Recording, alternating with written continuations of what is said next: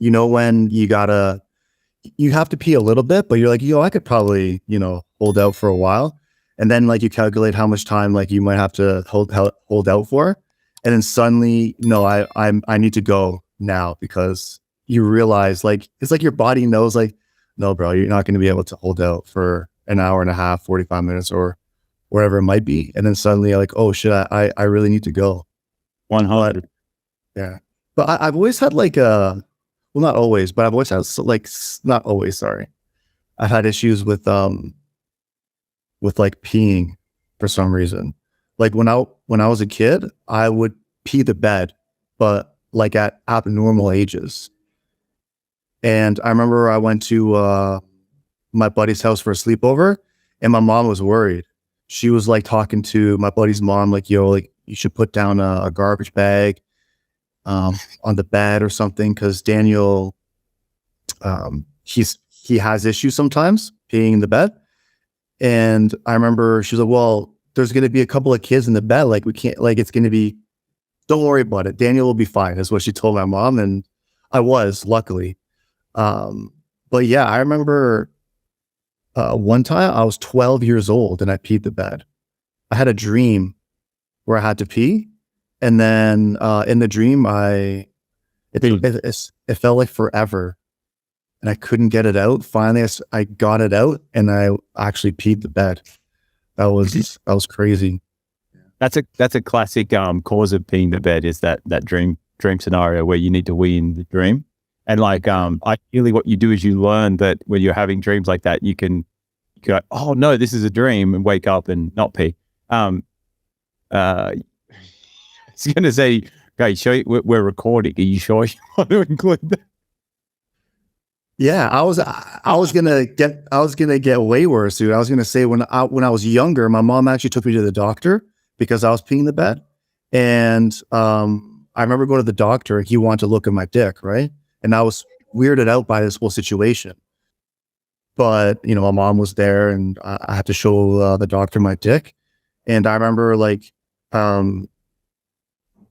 he was just like examining it, and it was just really strange. And I was thinking in my head, like, why does he have to examine my dick for?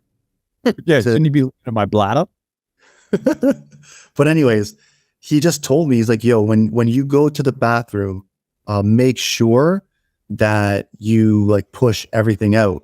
Like don't like leave something in the bladder or something like that, right? So since a kid, I've always been conscious of that.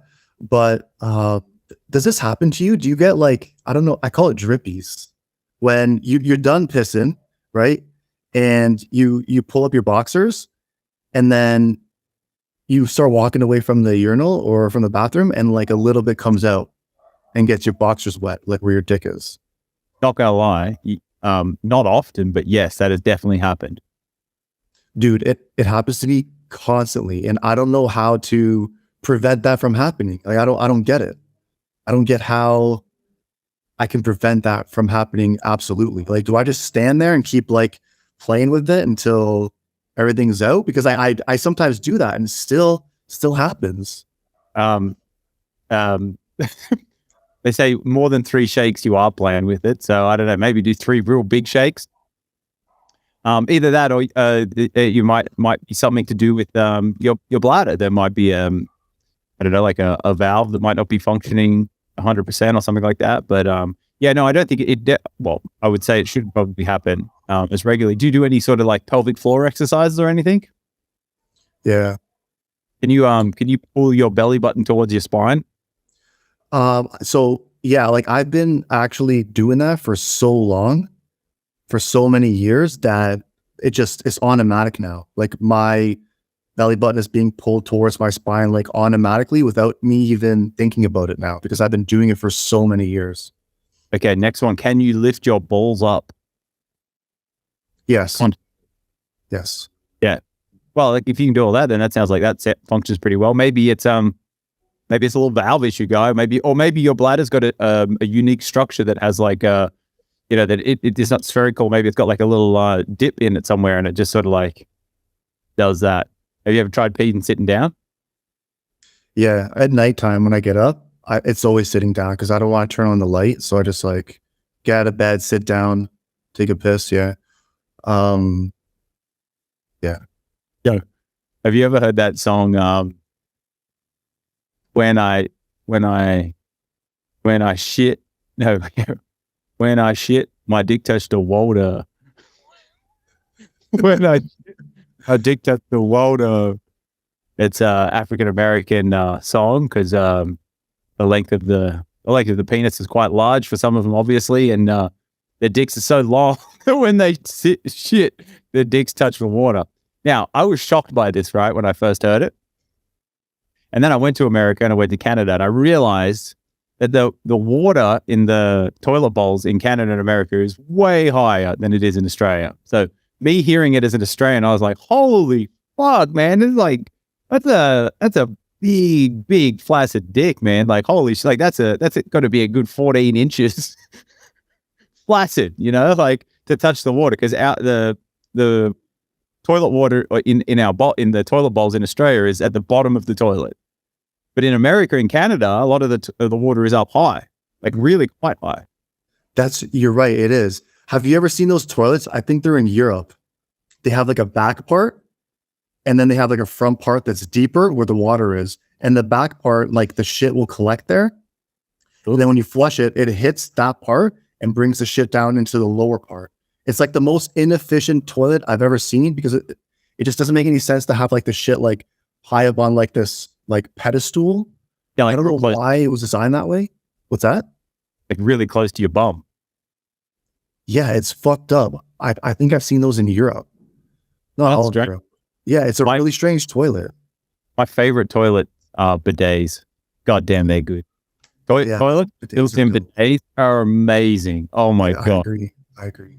Especially when you get like relatively big and it's like you can't, like the movement is really difficult to get and wipe your ass, man. Bidet is heavenly. Actually, let's just talk on that for a second, right? I got something to okay. Why the fuck do we use dry paper to clean shit off our bum, right? Name another thing that you clean with dry paper. Like, do you clean your hands when they're really dirty with dry paper? So I actually was just about to say the exact same thing, dude. And one guy explained it to me. I was in Thailand and he explained it to me. It was actually what do you call a foreigner in Thailand? What's the word they use?